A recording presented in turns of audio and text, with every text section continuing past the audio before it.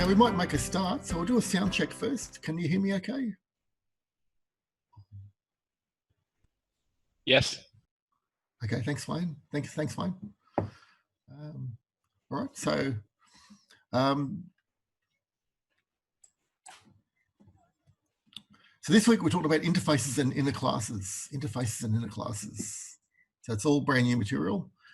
So we've got some interesting stuff coming up over the next few weeks. More advanced sort of Java topics. Okay, so last week we did exception handling and file I/O. Just to recap of file I/O, and really talked about exception handling officially for the first time. And now we're doing interfaces and inner classes. So Java's built. Java's built with one public class per file. So you can have a file like this: public class, my class.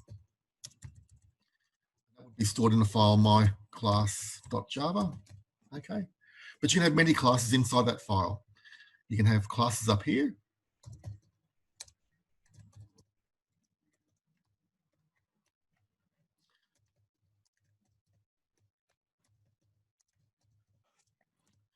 And you can put a private in front of them if you like, or else just leave them as the default access modifier, which is something we haven't talked about really, protected. Okay, it doesn't matter if you just leave the access modifier off. But here we've got 4 classes all in one file, but only one can be public. Okay, that's quite a good way to develop applications when you're writing lots of code at the start. And it can be easy to keep everything in one file, so you can do searches and replaces and look up things really easily without having to go to different tabs and messing around. So quite often I do that when I'm starting a project, keep everything into one file, and then I move it out to separate files when things are stabilizing. Okay, so when you move that into its own file, it will be public class and it'll be stored in a file called extra.java. Same for the others. So you've got to put public class in when you're making your own file. Okay, so the official word is one public class per file, but you can have many classes in there. You can actually also have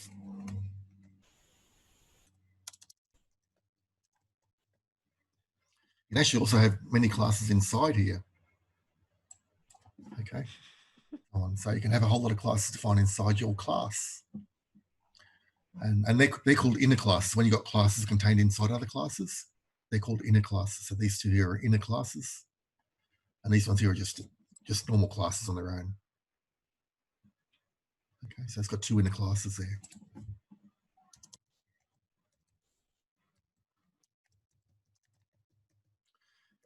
And that can be useful at times as well. If you've got a project where you want only this class here to be able to create objects of that type, then inner class could be a good way to go.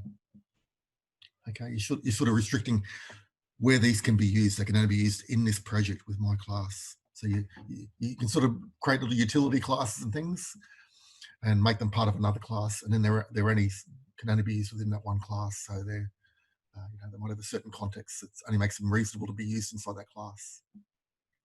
Depends what you're trying to do, of course. Okay, we've also talked about composition. Can anyone give me an example of composition?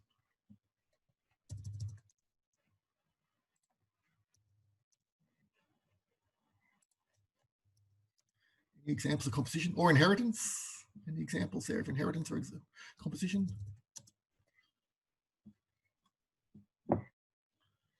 So like composition would be, say,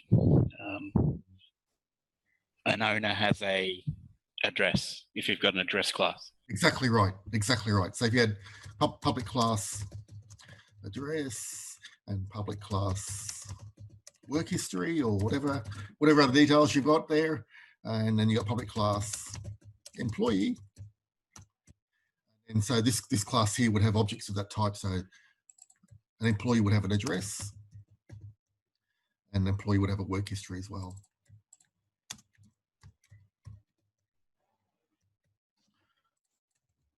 Okay, so inside the employee class, we're declared objects of type address and work history. So this is composition going on. This class employee is composed of objects of other classes. Okay, And you could even really say the same is true for date. If you just declared a date inside your class, that date's another class in Java. It's not a class we created, but it's a class in Java. And we're using composition there as well because we're including another class object inside our class. And the same applies to string and array list and everything. So it's all composition going on. Okay, so usually when you say composition, though, you're meaning objects of classes you created, especially when you're talking about it in teaching terms. But it can be just objects of other classes like date and array list and whatever else. Okay, so that's composition. Classes composed of other class objects.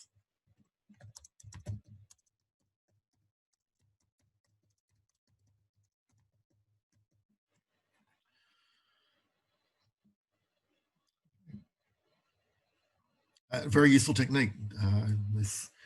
You very quickly hit a wall with application development if you don't use composition. You very quickly run out of sort of the types of projects you can do. So composition, extremely useful.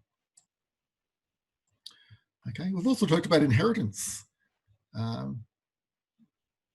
that's right, Nicholas. So composition, it's sort of part of a bigger class, but you're including other class objects in your class. So yeah, these are part of other classes, or these are objects of other classes.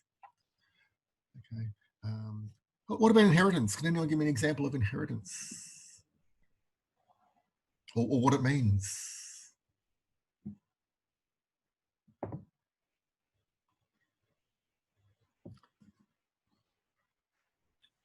So you have a generic super type, and then you extend that super type by adding sort of specialized data or methods or that sort of thing.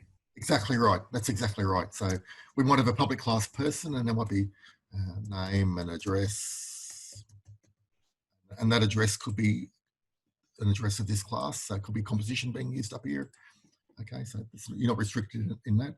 And you could have date of birth, which is a date class object. So you can use composition up here. That's quite okay. And then you might have a more focused or more specific class, for example, student. And they might have all of the attributes of person, as well as GPA and the course they're enrolled in, or the degree they're doing, or whatever. So area of study, or whatever you want to call it. A whole lot of other things as well. They might have a whole lot of things because you're a student. Okay, and so to save you reinventing person class again down here and making it inside the student class, you can just go extends.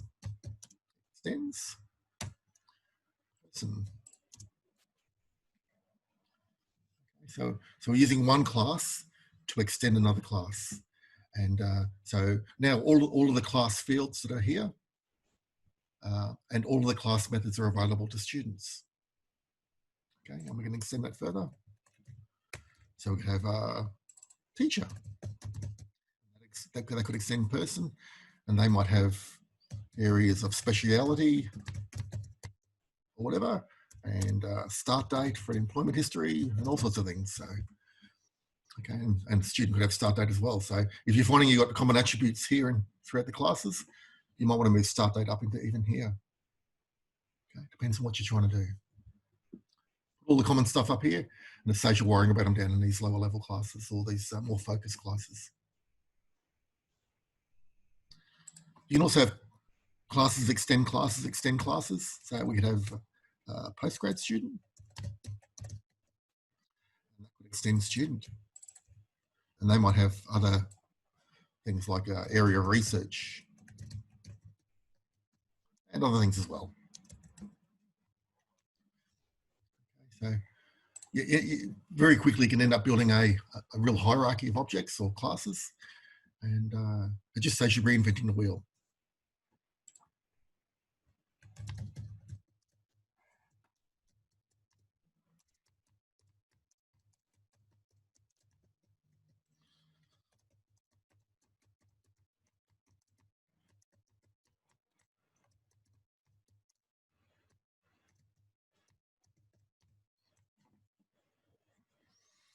So inheritance, very useful. Again, there's not much you can do in the modern world in application development without using inheritance. There is a limitation with Java where you can only have one parent. So, for example, if I tried to do this,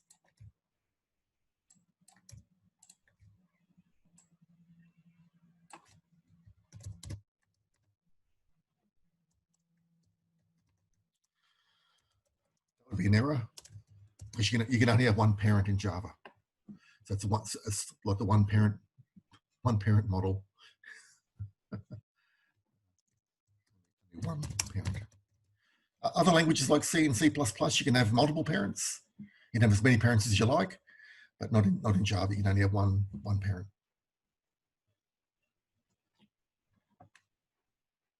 Yep. So Nicholas said it's like the parent-child relationship. That's exactly right. Yep. And the superclass is the parent of all classes. So that would be person. And you got subclasses. And the beauty of inheritance is if you create an array or an array list, or later when we talk about linked lists and queues and stacks. So the beauty of using inheritance is you can create an array or an array list or a linked list or whatever you like of person, and you can store any of the other objects in it that are valid. So anything else is in the hierarchy from that point down. So you can store persons or students or postgrads or teachers, and you can store them all in a one array list, which makes it so useful. So useful. Okay, as you've seen for assignment 1, and as you saw in week 2, that week 2 vehicle, cars, trucks.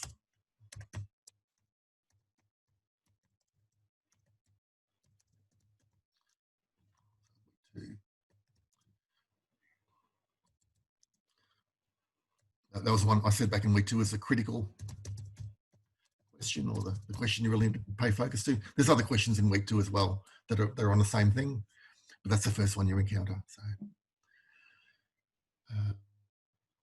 that's inheritance. Again, very, very useful. You can't do much without it.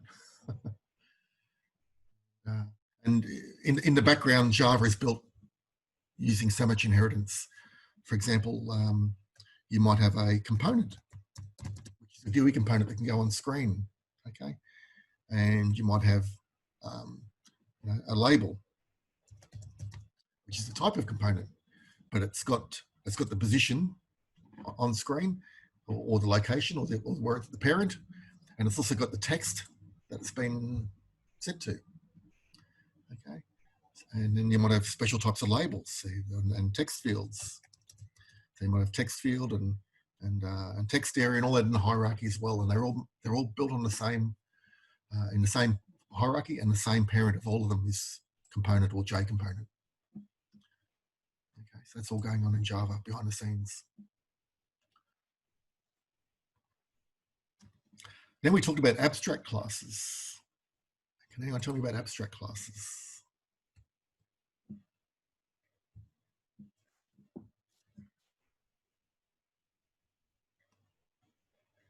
Class that doesn't really do anything. It's just Good. Abstract. It doesn't. Yeah. I don't know. You sort of, you can't really do much with it. That's true. You can't do much with it really, in terms of creating objects, but you can do stuff with it for creating other classes. So if you've got a class that's abstract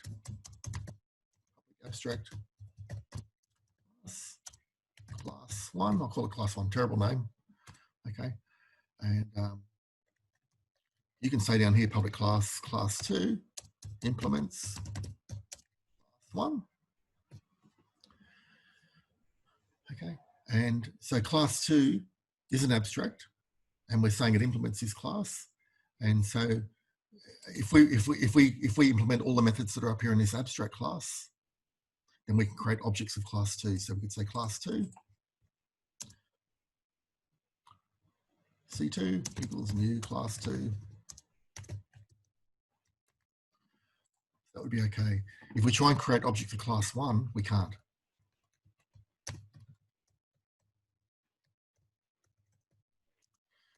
And I'll use some special words here. Can anyone remember the words I used? I used some special terminology here to define. This one here was an abstract class. So you cannot create objects based on it.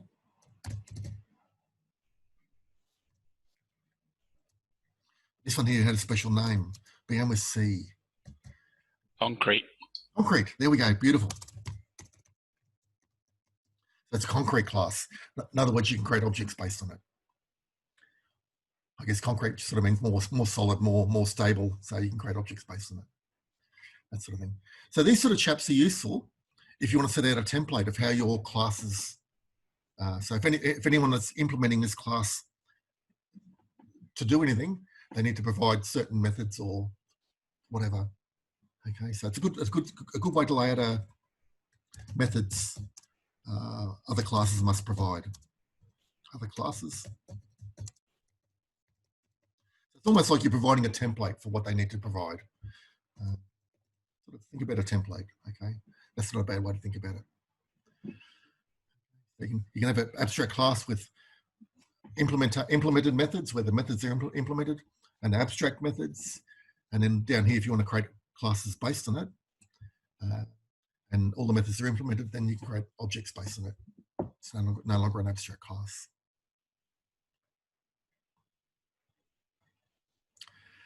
Okay, and then we talked about, maybe not, I think we only talked about it very quickly in passing, self-referential classes. Can anyone tell me what a self-referential class might be?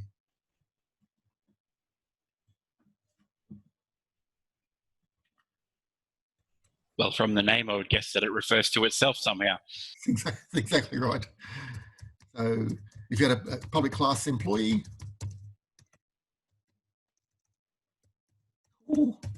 okay, and inside here there was an object of type employee.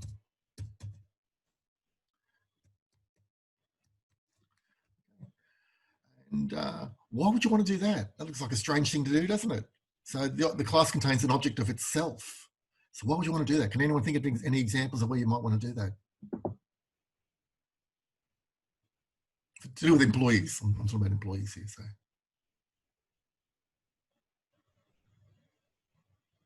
maybe it's your supervisor.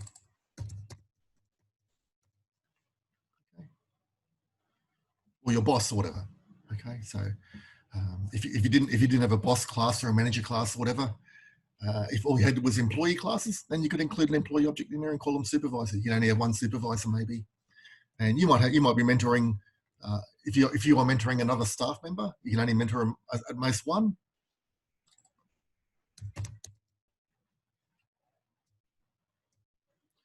Mentoree, okay. If you had multiple supervisors, you could make that an array or an array list. And if you could mentor multiple employees, you can make that an array or an array list as well. Okay, so that's self-referential class. A class contains objects of itself.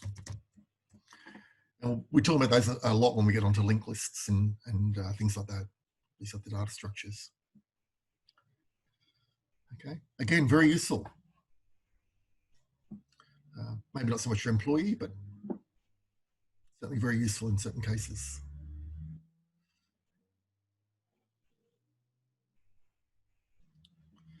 Okay, now we're coming on to interfaces. So this is this week's topic, this interfaces. We've sort of talked about these, or at least mentioned them. We just sort of mentioned self-referential, I think. But we've talked about all these other types of classes or techniques. Now we're coming on to interfaces. And we've actually seen interfaces being used before. For example, if you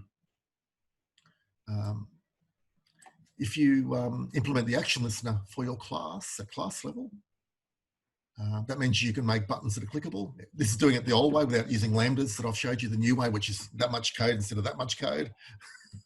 So if you implement action listener, and what's the method you have to provide? So as soon as you put that implements action listener on your class and you try and compile, what's the method you need to provide down here? Your code won't even compile anymore unless you provide it. You might not remember. It's public void action. It takes an action event and all sorts of things like that. So in other words, if you implement action listener, you need to provide an action perform method. Okay, and if we go, this action performed, lowercase a, of course it is. Yeah, lowercase a. Action performed. And that takes an action event, E, and you can use this action event to work out which button was clicked. E.getSource equals the add button, and they clicked add. Okay. If E.getSource is the calc button, then they click calc. Okay, so that was a way that you would have, the old way of doing things. It was the old way we used to teach in a course too, because it was really the best way to do it back in the old days before Java 7. So we had implements action listener at the top of all our GUI classes and other things as well. And down here we had an action perform method, and this is a communal click handler for all the buttons. So up here in your constructor, you'd have a add button dot add action listener. So on. Oh, I remember writing all the code. Okay, so you add an action listener and it knows to use this one. And also we looked at, in this term, we looked at, I think it was back in week 2 or week 3 or somewhere around there, we looked at implementing the comparable method. Okay. And what did you need to provide in your class to make your code compile when you put implements comparable on the class? If it's compared to? Yeah, that's exactly right, Wayne. Yep. So public int compare to object obj. When you checked what type of object it was, if it was of the same class, then you continue on checking if it was, and you compare the employee details and so on. Okay.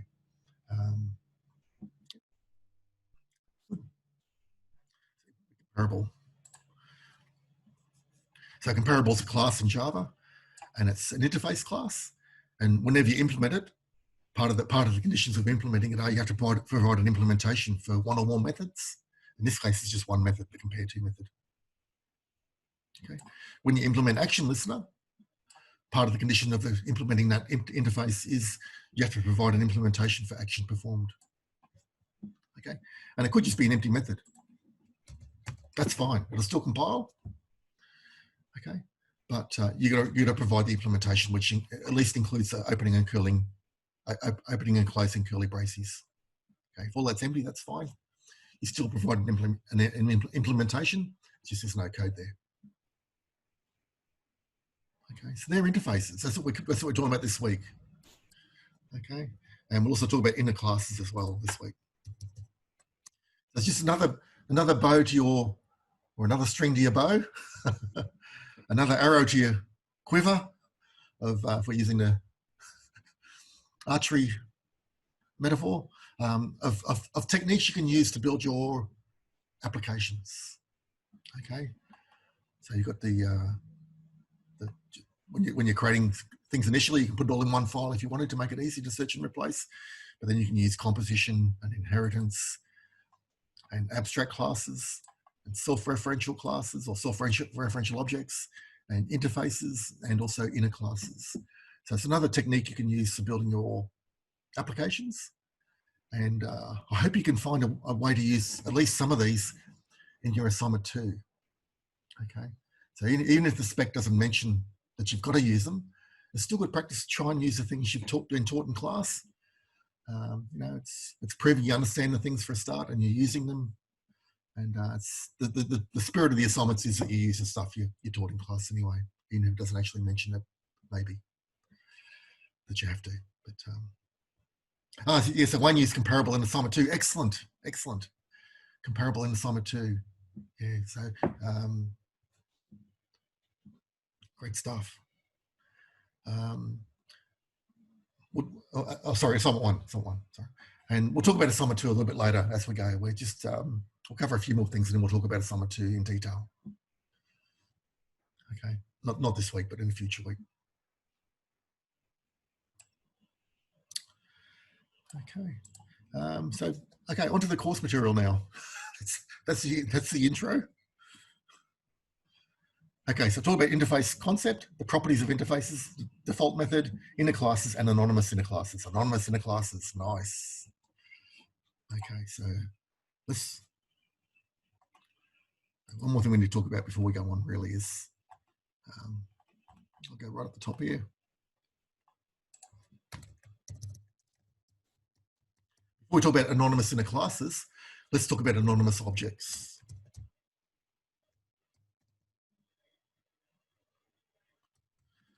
Okay, why would you use them?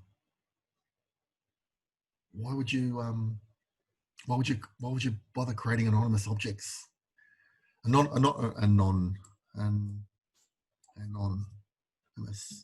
So anonymous means they've got no name.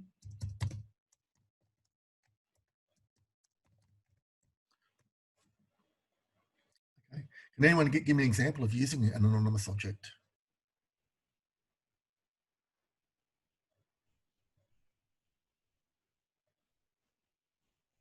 So like if you create a string to send to your print line, say, you're sort of creating an anonymous object of string.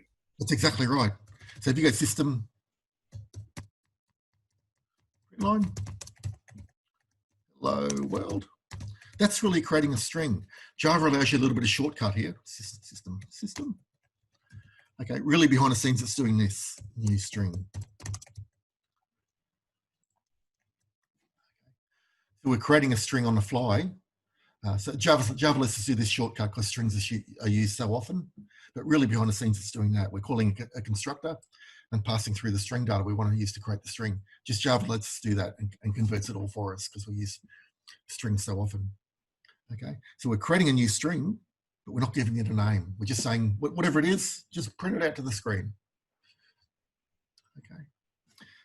I use anonymous classes a lot when I'm doing GUI stuff. For example, I might add a button to a panel or to the user interface. And then I might want a bit of a space between that button and the next button or the next group of buttons. So I'll add a label.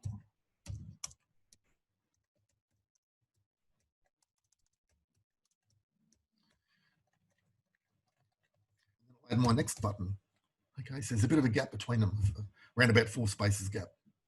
Okay, and I didn't want to think of a name for that label. It's just going to be called dummy label 1 or dummy label 2 or whatever. So new label works great. So anonymous objects, they can be very useful. Just saves you thinking about names. If I didn't do it this way, the other way to do it would be this.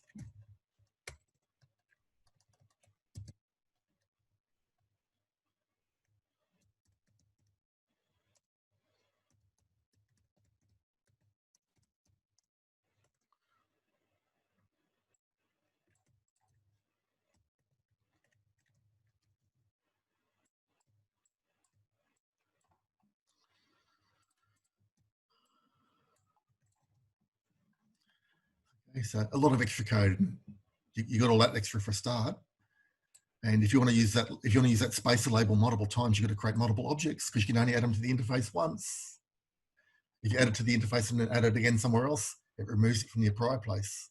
Okay, so if you want to add spacing labels, multiple spacing labels to your user interface, and you're doing it this way, you've got to create multiple spacing label objects. Okay, so that's anonymous, much easier, much shorter code. Okay. So we'll talk about anonymous inner classes as well. Okay. So the interface concept, an interface is not a class. An interface is a set of requirements what a class should conform to. Good idea to think about it as a contract. If you're implementing this interface, you must specify these, you must meet these requirements. Okay, for example, you must implement the action perform method, or you must implement the compare to method, or other things as well. Other classes have different requirements. Okay, if you implement things like mouse listener, you might need to implement multiple methods, not just one. Okay, so it depends on what you're trying to do. A Java class can implement an interface by providing implementation code for the services that have been declared in that interface.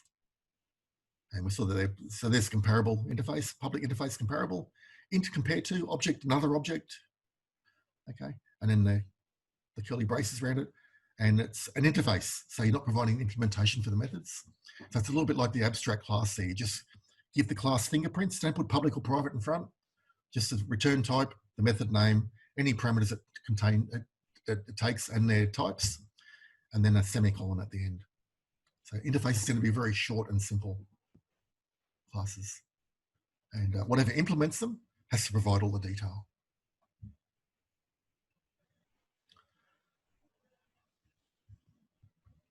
So if we're doing this sort of stuff here, what might be a good, there's a special command I've used in the past. Begins with O.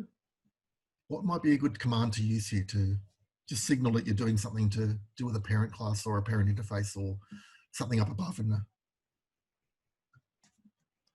there's a special command that starts with ampersand.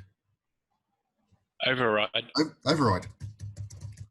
Right. So it's not that you might see that you don't have to use it, but if you put override there, it just gets Java to do a whole lot of extra checking.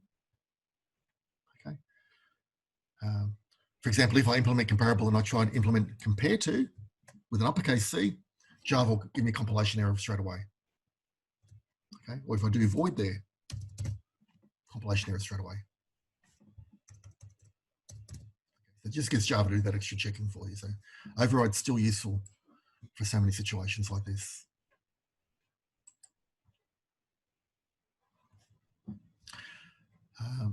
How to make a class implement an interface? Well, all you do is just say implements.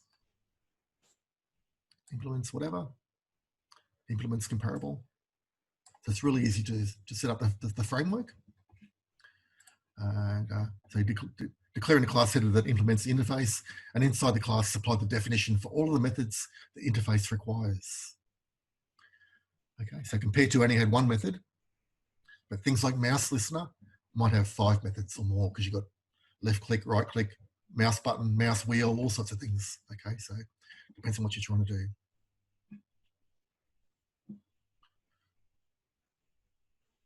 So here's an example of an employee implementing comparable, and we did this sort of thing back in week 2 or week 3 it was, somewhere around there.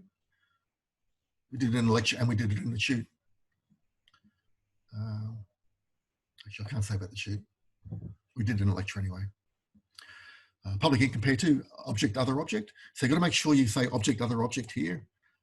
If you try and say employee, and that will give you a compilation error because you're not matching up with what's in the parent or in the interface. Okay, so just make sure you say object and then an object. It doesn't matter what you call the object, but it's got to be of type object.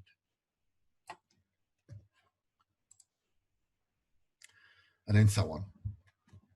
Here we're just typecasting the other object to an employee without checking it's an employee. We should be writing other code in there to check if it's an employee and check it's not null and all sorts of things. But here they're just comparing the salary. So this is a really bad implementation of the compare to method because we're not checking whether other object's null. We're not checking whether other object is a type of employee and so on. So there's a whole lot of code missing there. That's bad. It's only an example. If you have a look back at week 2, week 3 when we covered it in class, you'll see a much better implementation. It's much more solid.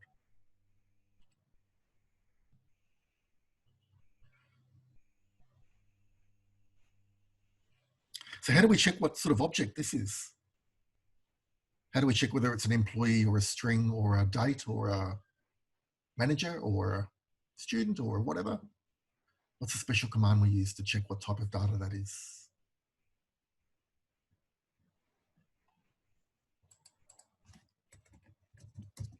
Instance of. Ah, perfect. Thank you, Wayne. Wayne's running the one-man answer solutions. You often do, Wayne. Thank you. I really appreciate your input. I'm hoping other students are right there with the tip of the tongue, ready to answer just when Wayne said it. Check an object's type.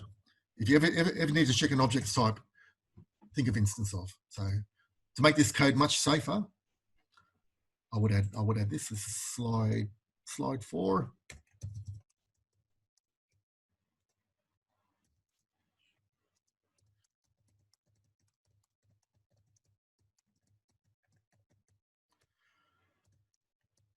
with if other object instance of employee.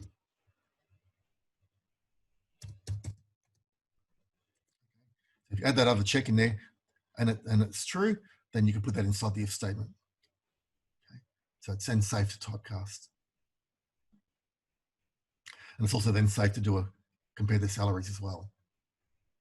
Okay, so all of that's only safe to do if they're an employee. Okay, you also want to check if they're null, if other object equals null. And you want to return or throw an exception or do something.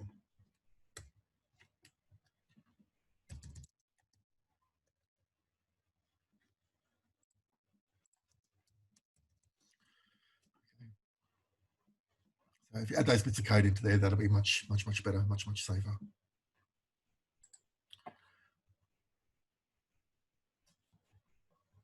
So once you've done compare to, okay, you can now use the equality operators, greater than, less than, greater than, equal to, all that sort of stuff. And you can also just call compare to directly. You can say E1.compare to E2. Okay, so it's pretty powerful stuff.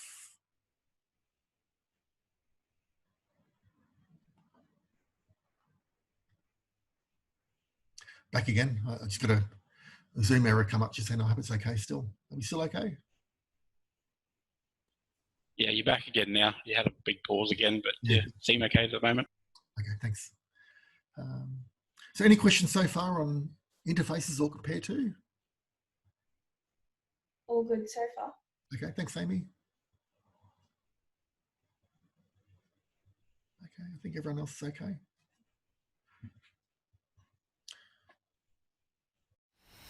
Okay, so for the interface is not a class, okay? It's not a concrete class, so you cannot create objects of that type. You can declare an object to be a comparable, okay? But you cannot create the object, so you can't say equals new comparable.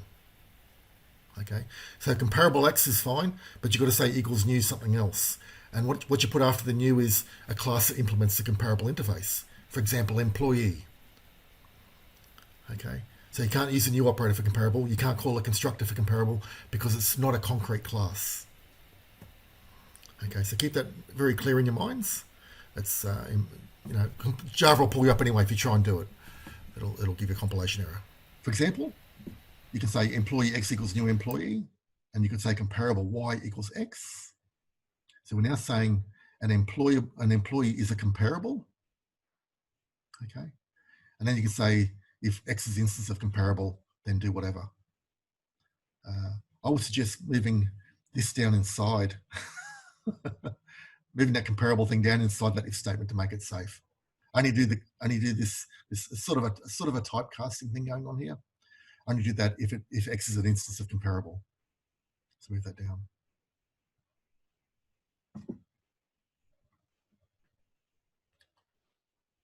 Okay.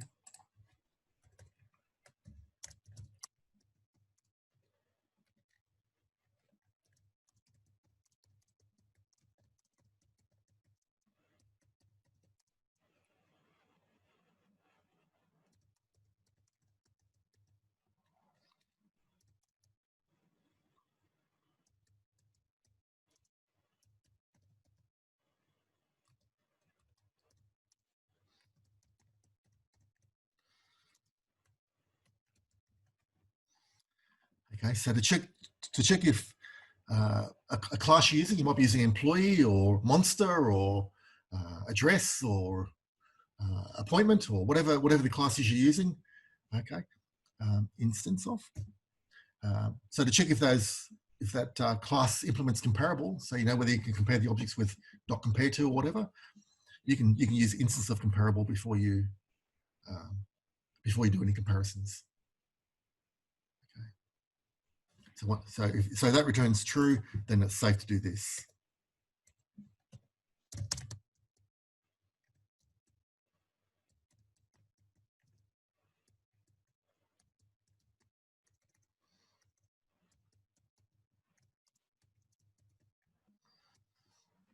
So you can then go on and do other things. Equals compare to, sorry, compare to 0, just a return.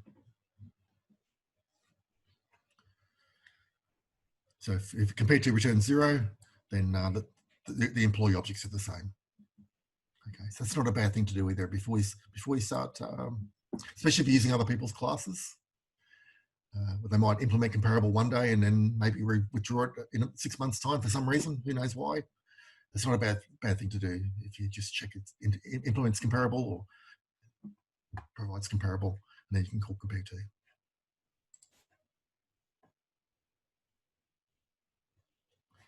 An interface can be extended, so you can use inheritance on interfaces.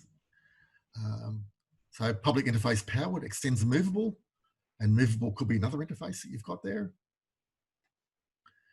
Okay, so you can build up inheritance hierarchy of interfaces.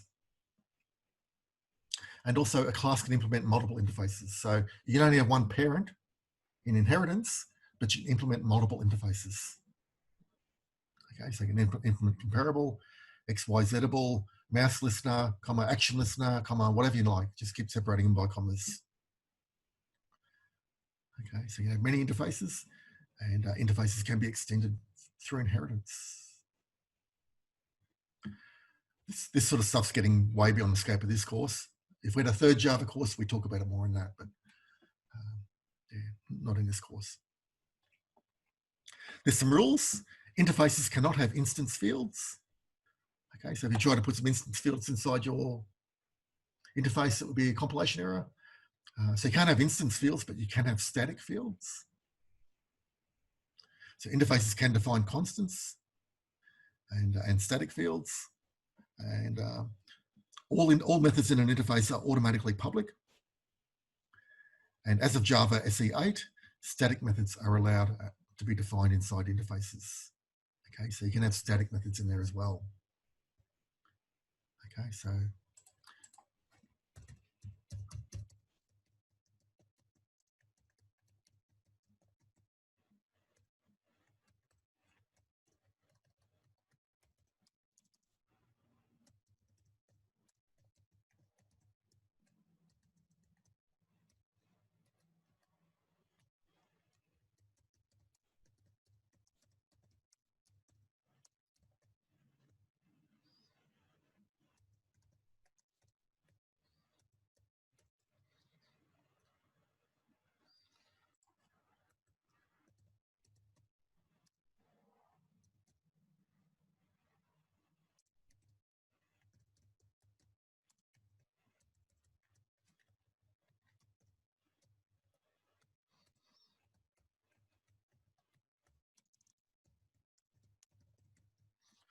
okay, so you could have an interface that looked like this.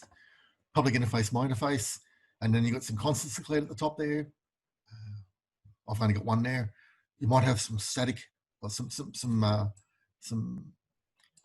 like abstract style methods are not implemented. Okay, so you might have Boolean are same and followed by parameters followed by a semicolon. And you might have multiple methods that are in that sort of boat where they just sort of like the header, the method header with a semicolon. And then you might have some static methods as well. So there's just one static method that does something. Okay, so you can actually build, and that's as of Java 8. The current version of Java is Java 14, and I'm not up with the latest changes. I'm still using Java 8. Java 8's got a long-term support until 2030. Okay, so we're good using Java 8 for another 10 years, and we probably will, because Java 9 onwards, so much changes. And lots of changes going on for Java 9 onwards. Okay, but if you're using one of the later versions and you're happy, everything's working, stay with it, that's fine. We'll probably stay with Java 8 until in this course and maybe the following course for until the prior course until the late 2020s.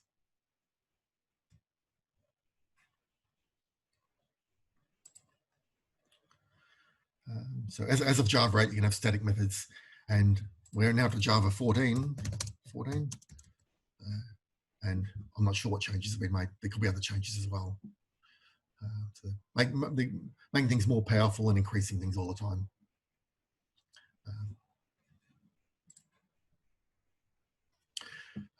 If a method is in an interface is having the modified default, so you can have default methods, a default method, then the implementation of that method is allowed in the interface. So you can put a default in front and then provide an implementation. This is only one line of code here, but you can have multiple lines of code. And then if whatever implements the interface doesn't provide an implementation that is empty, then it's just going to use the one up in the parent class, just like you'd expect. Okay, so put default in front, and that means you can provide any implementations up here. You can have a guess at that might be reasonable, and then if whatever implements the interface down below has a better implementation, they can override it and add their own.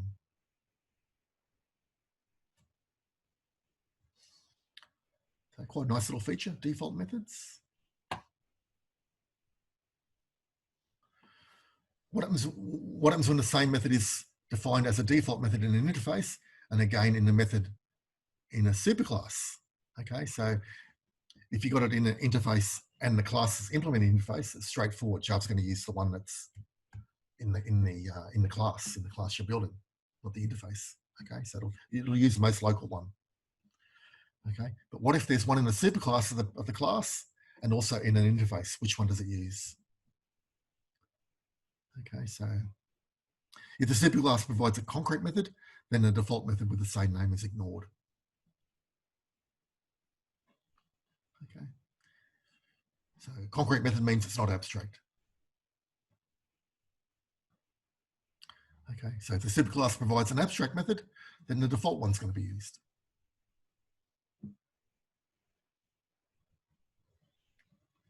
So the student class inherits getName from the person class, then the getName, that should be uppercase N, method default or not of the named interface is ignored.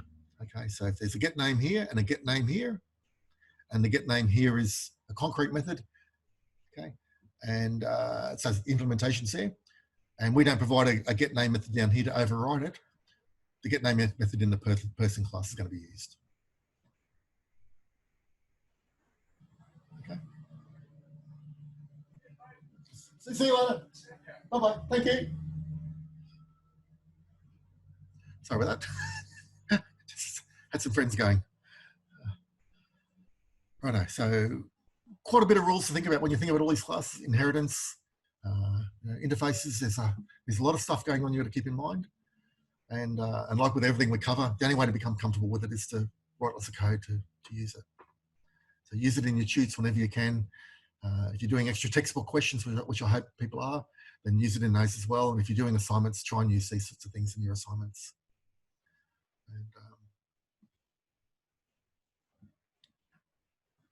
And pretty soon you'll become much more comfortable with it. Okay, but there is a lot of rules to think of, like for example, you can't have instance fields, you can define constants and so on. There's a whole lot of stuff there to think about.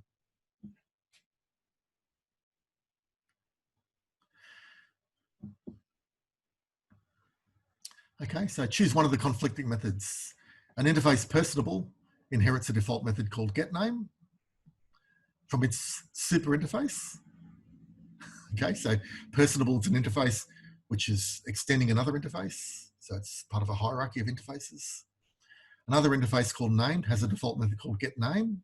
So this has got a getName as well. And this has got a getName somewhere in its hierarchy. And a subclass or the class student that is implementing both personable and getName interfaces must provide the chosen method as below.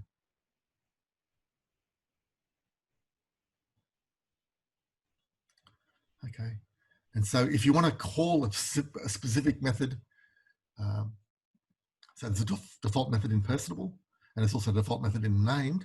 And if you want this method inside student to call the one in personable or the parent of personable, then you could say personable.super.getName. Okay, so quite a mouthful there to think about. Personable.super.getName. So you're calling the getName method in a superclass or in a class you're implementing, and it's the personable class you're looking at. Okay, if you put name there instead, then you could call the one in named. Okay, or if you don't want to call any of them, you just want to provide your own implementation, do whatever you need to do.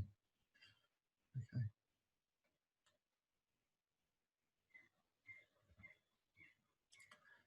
So again, this is getting into the more advanced stuff that we don't really talk about in this course. If we're implementing interface, we just do an interface. We don't have hierarchies of interfaces in this course.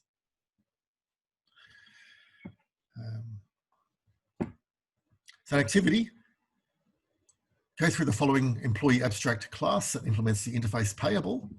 Create a concrete class called salaried employee, which is a subclass of employee. Hint, you need to implement the get payment amount method. So there's get payment amount method here. So let's create a salaried employee that extends employee and implements this interface. Okay, so it's 9:53. We might have a 15-minute break. Okay, 15 minutes. So 9:53. 15-minute break. I'm allowing you the extra time because see if you can do activity. That activity on slide 11.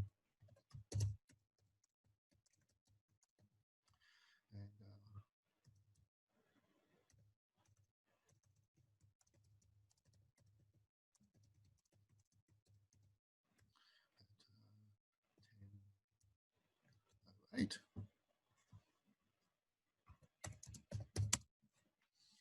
Okay, so have a go at that activity, and if you want to write a more complete program to do it, you could still make it compile without having all these methods. So you could pull this out into your own files and have a play and see how you can get it to work. Okay, so the idea is we're creating a salaried employee and implementing the get payable amount method. So see how you go, and we'll meet back at 10:08. Okay, so see you in about 15 minutes.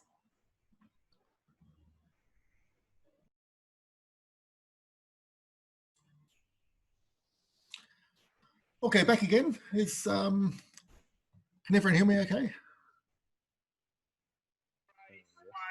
Yeah, all good. Okay, thanks, Amy. Thank you. Okay, so let's just step through this little exercise a bit. So we have the employee class implements payable.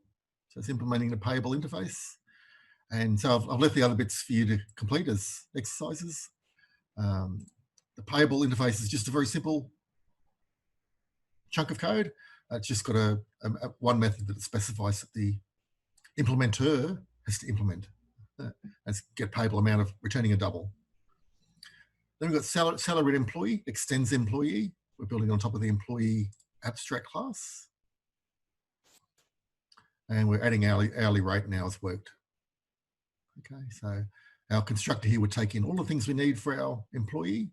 We haven't built them over here yet, but we take in all this data, as well as the things it needs to create itself, which is the hourly rate now as worked. So I can't deal with the first name, last name, and that yet, because I haven't written the code for the constructors over here. You'll be doing that, I guess, as an exercise, hopefully. And so all I can handle is the hourly rate now as worked at the moment. And so I'm implementing the get payment amount, and it's returning hourly rate times hours worked. Okay, so I'm fulfilling the contract. The contract said, if I implement the payable interface, if I implement this interface, I've got to provide an implementation for that method. And I've lived up to that here. Okay, by doing that. Okay, now, interesting thing is, it's actually the employee class that implements payable. Salary employee doesn't implement it. Okay, so this class here doesn't have a get payment amount method. So would it compile? If you haven't done the exercise, you don't know, see? So you should have done the exercise. So will this code compile, even though I'm not providing the get payment amount method?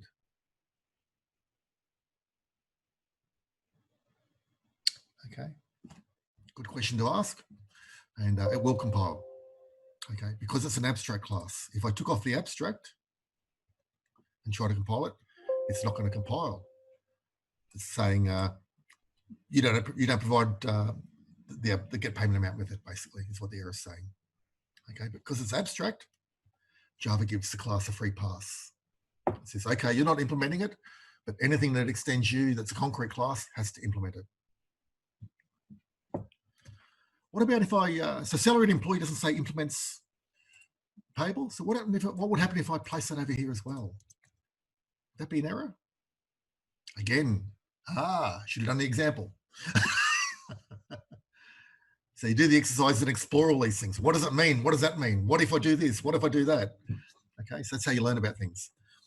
So if I add implements payable there, so the parent class is implementing payable and the child class is implementing payable as well, it doesn't matter.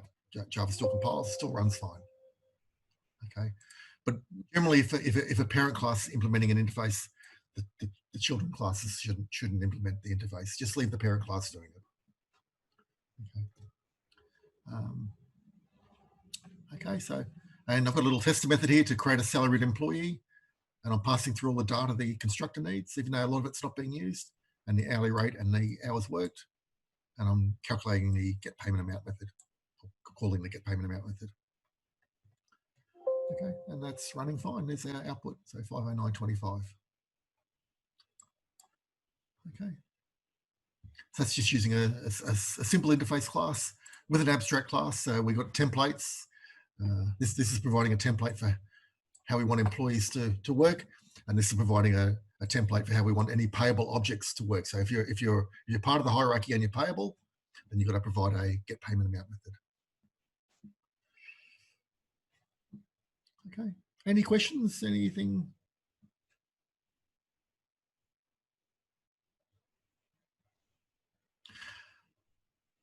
Okay, so got a question here privately.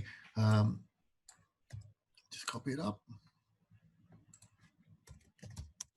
If the main class implements the interface and the subclass did not, will the interface inherit to the subclass? Well, that's what's happening here. So the main class is implementing the payable, but the subclass isn't. Okay, and it still works fine. Java understands that the employee implements payable, so any children of an employee must implement payable as well. And if they're concrete classes, there's no abstract there. If they're concrete classes, they must provide an implementation for the get payment amount method.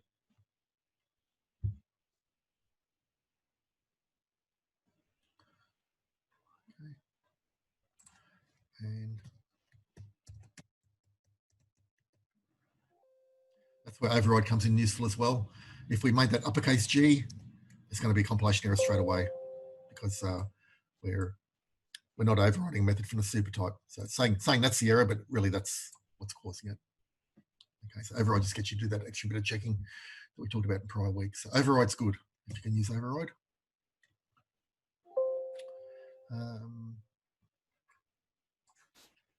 Alrighty. Any questions before we move on? So definitely have a go at that one if you haven't already. And it's not bad practice as well to fill in all the rest of it as well. Doing all this sort of stuff shouldn't take you long. You should be bread and butter stuff. Is what we've been doing since say week 5 in the prior course. Every class we do, we just provide every instance class we do, we provide all the methods. And we've recently added compare to onto our list.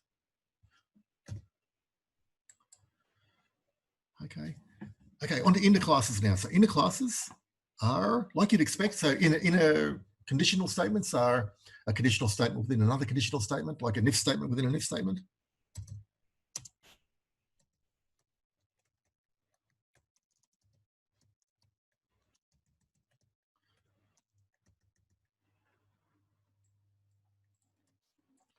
Okay, so we've got nested if statements here or inner if statements.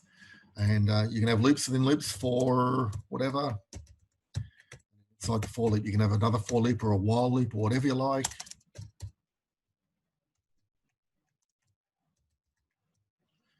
And you can have loops within loops within loops. So you can have another for loop in here and you can keep going for as much as you like. There's no limit. So you can have loops within loops. So you've got nested loops inside nested loops. Or inner loops within outer loops within outer loops, however you want to think of it. So inner classes are like nested classes. So you've got classes inside other classes.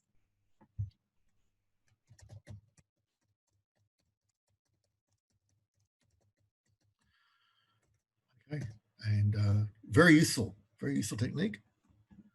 And I'll explain some benefits. We'll go through some slides and I'll explain some really core benefits of inner classes. Okay, so an inner class is a class that is defined inside another class.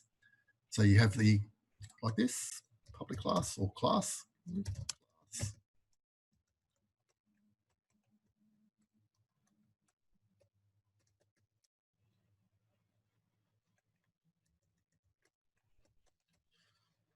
So that's inner class. That's an inner class. Okay, and this class here can also have inner classes.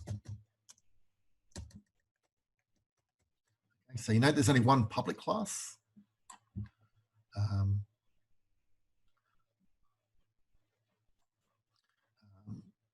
So that should be whatever that name there is. That should be what the file name's called.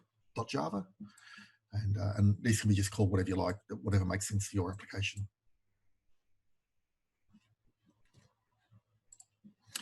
So an inner class is a class that is defined inside another class. Inner classes can be hidden from other classes in the same package, and that's the whole benefit of them. Okay, so if you've got classes inside here, they're only accessible to this class, whatever this class here is. Okay, they're not accessible to other classes. Unless you make them public and give them public methods and things, maybe then you can make them accessible and add more methods here to return parts of those other objects if you need to. There's ways you can get around it, but generally speaking, these classes here are only accessible to this class, whatever it is. Okay, so they're only usable or accessible by that class. Now, if you're working on a security application or an operating system, or something that's really complicated, some sort of really complicated contract exercising application, you might use this sort of setup a lot because you might be creating classes that are really only useful or could only be used inside another class.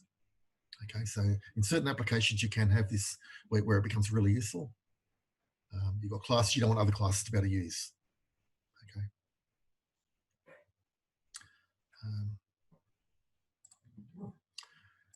Okay. Inner class methods can access the data from the scope in which they are defined, including private data. So inner class methods can access the data from the scope in which they are defined, including private data. An inner class can access the instance fields of its outer class. Okay, so an inner class can access, just a sec, I've got someone arrived.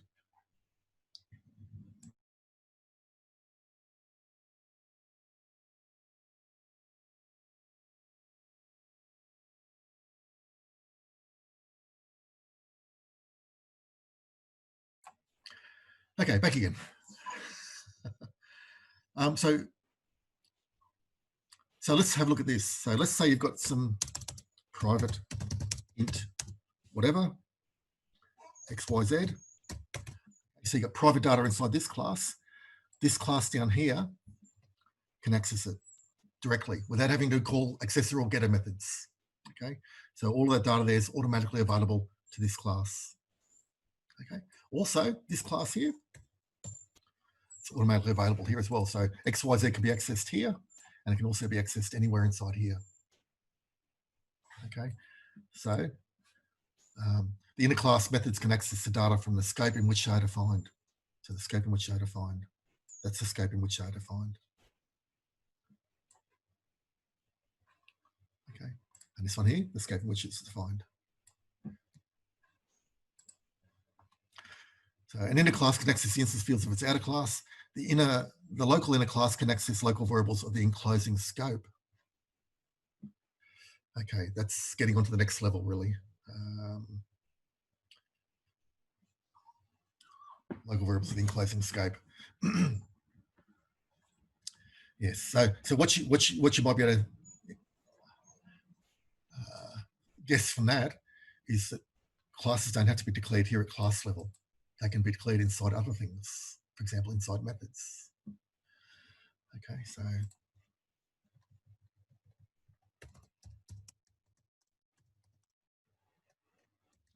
whatever the method is and whatever parameters it takes, you can also okay.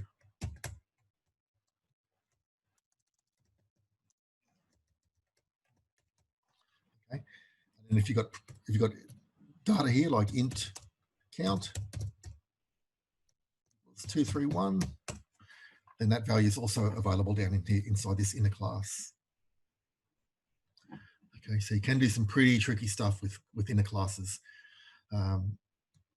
Again, if we're going to do inner classes, we'll probably just do one class inside another. That's probably the scope we can do.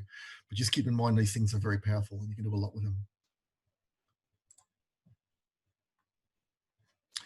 Here's a really complex example to do something really simple, but it's just to get it so you're using the inner classes. So with inner class test, it's creating an object of type clock, talking clock. It sounds really great, doesn't it? Talking clock. Wow, we're going to have a clock that talks. It's only going to print the time out to the screen. That's all it's going to do.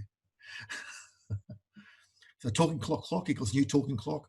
We're giving it a 1000 as the first parameter and true. Okay, so these are parameters getting passed through to the constructor, and then clock.start. Okay, so we're going to have a start method somewhere as well. And we're popping up a dialog. And the reason why they're doing that is to keep the main from ending, because while the dialogues are displayed, the main hasn't ended yet. And so this clock will keep running. So it's a bit of bodgy code going on here just to prove just to show an example, really. Then we've got the talking clock class, and they're declared inside the same file. So you've got public class, inner class test. Then we've got another class in there called talking clock. So we've got multiple classes inside the one file. Only one of them is public, so that would be the class name, inner class test.java. Talking clock. We've got interval and beep as two private instance fields. The constructor takes both of those, interval and beep. The interval is equal to the interval passed in, the beep is equal to the beep passed in. So if beep is true, it's going to do a beeping sound every time the second changes or something like that. Okay, and then we've got a start method, and the start method is implementing an action listener called time printer, or time printer is our class that implements action listener. So action listener equals new time printer. So we're creating an instance of a time printer class which implements our action listener. So that's why it's okay to do that. Okay, and then timer t equals new timer interval listener. So whatever the interval is for the class, that instance field here is passed through to our timer constructor, which is part of Java, and then our listener that we want to call every whatever milliseconds. So whatever the interval is in milliseconds, this listener will be invoked, which means our action perform method down here will run. And then start the timer, t.start. So we had to start the clock down up here, clock.start to run this code. We could have even made this code here part of the constructor, then we wouldn't have had to call clock.start over here. So if we moved this up into the constructor, it would have been a little bit simpler, but we've done it this way just to show you how things can work. So what it all comes down to is the time printing out, and if beep is true, in other words, this instance field is true, then we're going to say toolkit.get default toolkit.beep, and that makes a horrible squeak and beep sound to the speaker. Okay.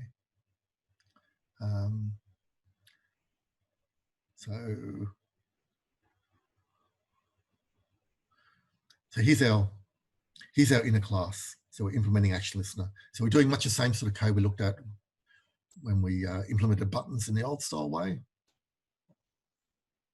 Where's that? It's up here.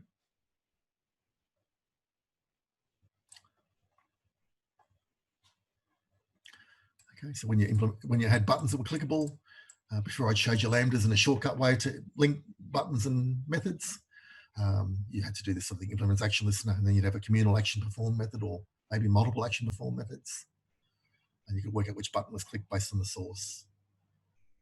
Okay, so it's so we're doing the same sort of thing here, but we're declaring the whole listener. So a new class, public class, time printer implements action listener. So it's a public class inside our other class. That's okay. So these can be public or private or protected. Okay, so and if beep's true, sound a beep. So this is a hugely complex example to do something pretty simple. And if you want to see a much simpler way to do it, let's do Let's do it in a few lines of code, hopefully. Clock.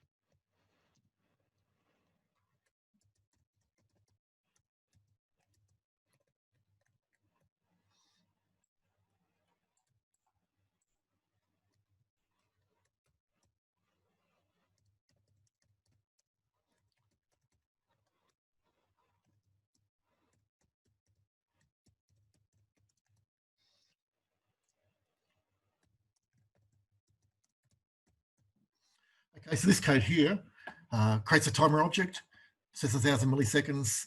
Every time the timer fires, it's going to call the display time method. So I'm using a lambda like we've been doing all term, or most of the term. So using a lambda to shortcut the code, and then we're going to display the time, call the display time method. So down here we're going to display the time. And if we want to beep as well, we could say toolkit default dot beep, and that would beep every second as well, or whatever. Okay, so a complex example to do something quite simple. You don't have to write that much code. It's just to show you that we've got an inner class there and a couple of classes into one file, just to show you how you can do stuff.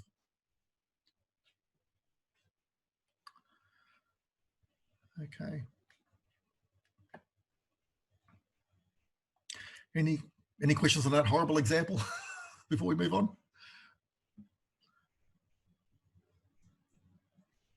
And again, we've got an interface being implementing action listener. That's so we can create as an action listener object up here and allocate it to a listener as a timer or a button. We can add it to a button as well with the same code. Every time they click the button, it would display the time and beep the bell if you want to beep the bell. Doing that to a timer, we could to a button. We could say button, J button.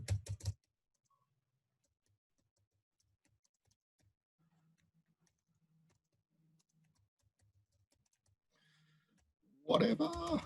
Say the time or whatever you want to call the button. My button. Action listener.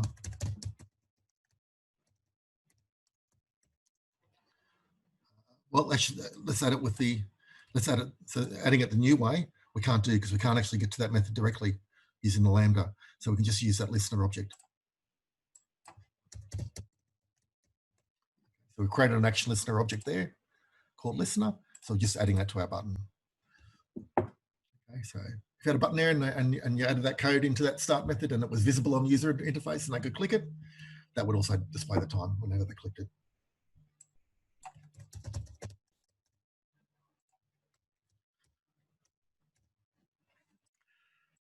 Okay. I might even move that into the notes where it belongs. That's slide 13. Okay, let's move on. Accessing private outer fields in the instance class. So we're actually doing that in that example. So beep is not part of this class. It's not part of this inner class. Beep is part of the outer class. So we can just access that like we can a normal field, whether it's local here or local to the method or local to the enclosing class. We can still access it. Okay. The action perform method can also be written like this. Public void action performed, and then our class would implement action listener as well. So there's other ways to do it. Many other ways to do it. And I've just showed you the better way, which is using lambdas, much shorter.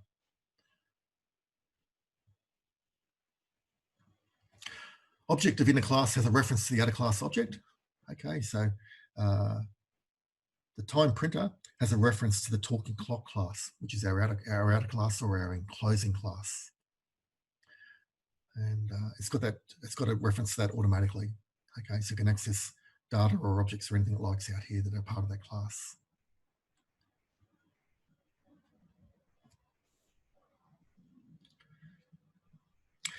So here we talk about, that was inner classes enclosed inside a class. Here we're moving on to inner classes enclosed inside a method.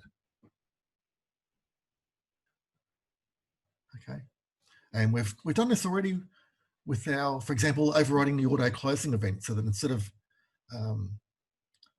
in our GUIs, so instead of our application going hidden or closing automatically, we're overriding that so that we can display a dialog and say, are you sure you want to exit? And we're using local inner classes there as well. So it's the same sort of technique. So we have done this already.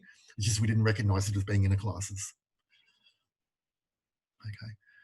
So local inner classes written inside a method of a class. Local inner classes is never declared within an access specifier. So you can't use public or private when you declare them inside a method. You can use public or private when you declare them inside a class, but not inside a method. Local inner classes are completely hidden from the outside world. So this time printer class here can only be used inside the start method. So you can really limit access to that class,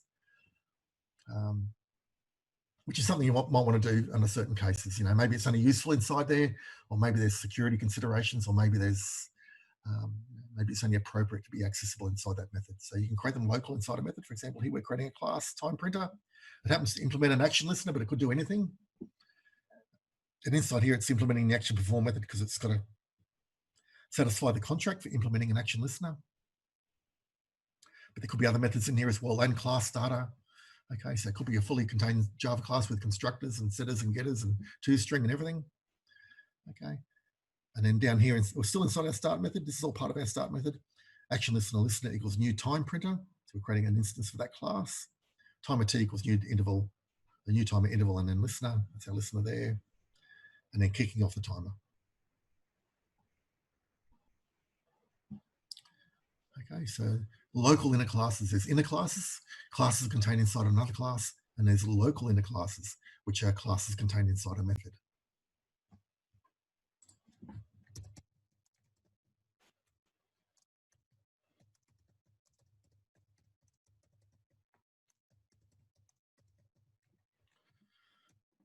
And you can have classes inside classes inside classes. Okay, there's no end. And local inner is a class contained inside a method. And again, you can have classes contained inside classes. So this class here could include a bunch of other classes inside it, and you could have multiple classes declared here inside the start method. There's really no limitation. Okay.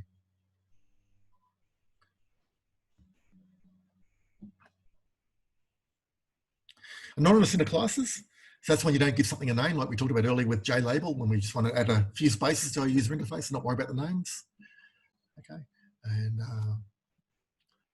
so you can also have anonymous inner classes as well, where you don't want to have to worry about giving a class object a name.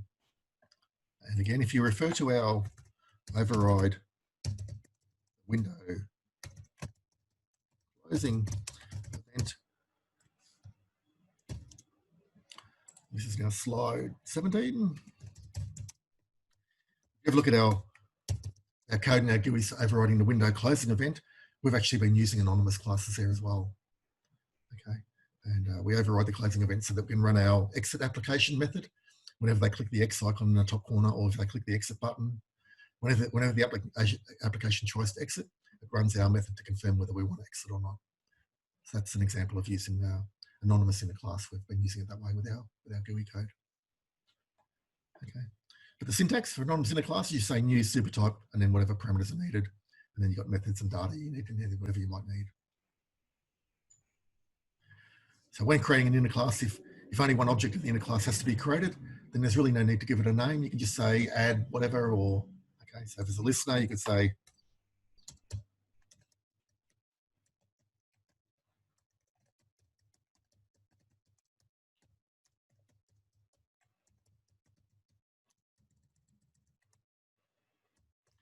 that sort of stuff. So that's an anonymous inner class. Not worry about giving it a name.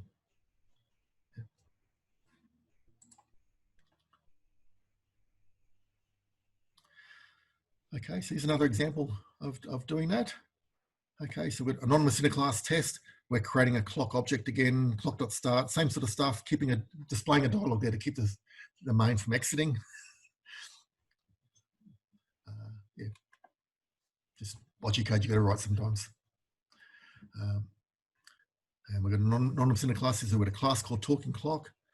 And inside here, we're creating a listener. Action listener equals new action listener.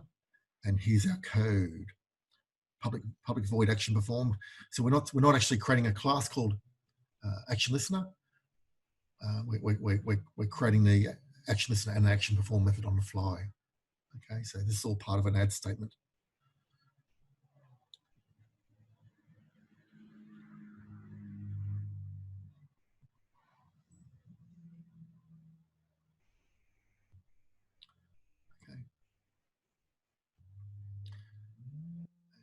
So that's creating a timer object with that listener. That listener is going to run whatever that code in there is going to run every whatever the interval is.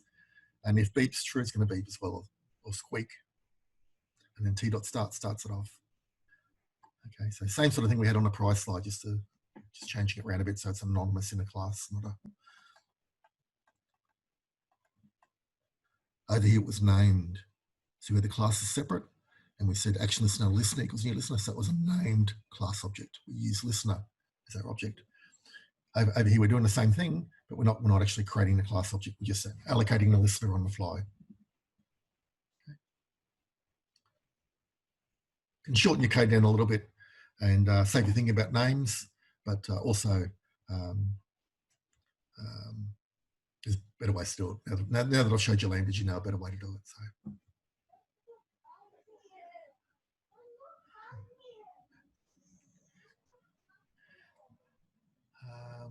The start method in the above class can be written more concisely using lambdas, like I just said.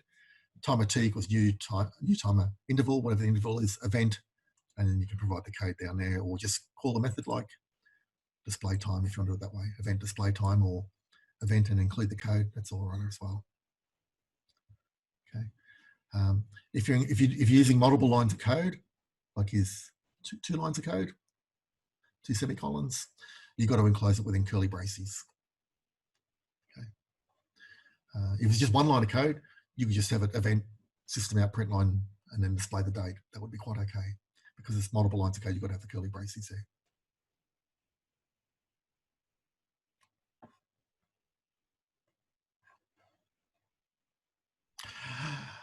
And that's it. That's our last slide. Okay, so we've covered quite a lot today. A lot of new stuff, and we've also gone back and thought about some old stuff that we've done, or not, maybe not that old, maybe only a week old or so, but we've also thought about some older stuff as well. So we've officially only covered interfaces and inner classes, but we also spoke about anonymous objects and composition and inheritance and abstract classes and self-referential classes or objects and interface classes, which is new stuff we covered this week. Even though we had done implements before, we hadn't really talked about what it meant. So as with a lot of things in this course, we might use some code and then talk about it later, or we might go over things and then talk about it again later and go over it a bit more deeply and then talk about it again after that and go over it a bit more deeply again. Okay, so all of these things are like an onion, multi-layer onion. And, we're just slowly revealing the layers, but there's a whole lot of depth here we could talk about. Are there any questions on anything we've done in this class so far? Any questions on anything? We're still at 7 people, which is great.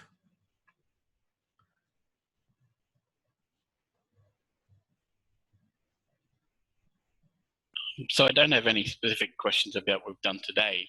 I do have one about file IO. Okay. So if you do a try catch block and there's an error when the file tries to open, do you need to like have finally to close it, or if there's an error when it opens, it doesn't open, so you don't need to close it? Very good question. Very good question. And generally, you put all your closing code in the finally block. But so let me just show you this.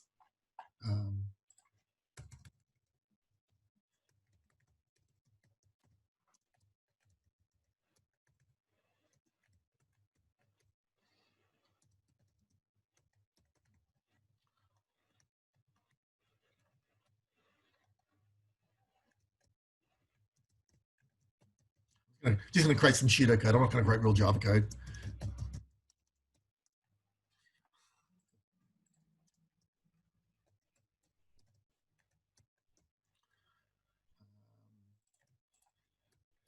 This is pseudocode really. Dot open. So if that fails, okay, before you try and close it, you definitely close it in the finally if it's open. But what you could do if the open fails, I'll get there eventually. You could check if it's null first. So if reader equals null, or even move that down into your.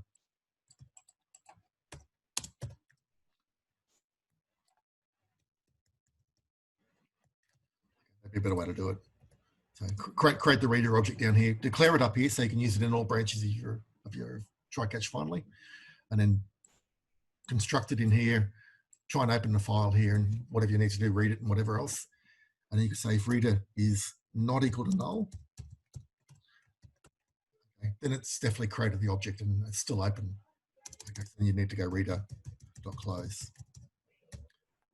So that's the trick you need to do. So just check if it's null, and if it's null, you don't have to worry about it.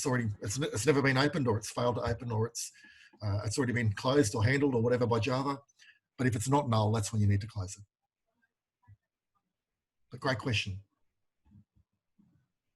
Thank you. Okay. Any other questions on anything? So don't worry about assignment 2 at this stage. We'll talk about assignment 2 maybe. We might start talking about it next week. So we'll go through the spec and talk about it next week. And also next week we're doing generic.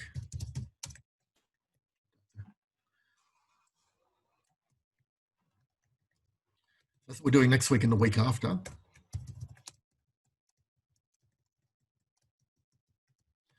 Okay. And these are both really short slides. We can actually complete them both next week. And that would give us week 9 or week 10 as a full week to spend on assignment 2 if you'd like to do it that way.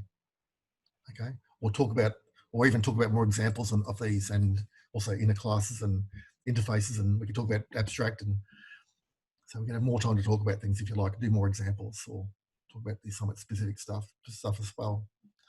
Okay. So we might even look at, we'll see how we go, but we might try and get these done in 1 week, and that'll give us a whole week up our sleeves to go over anything you need to do to tackle assignment 2. Okay.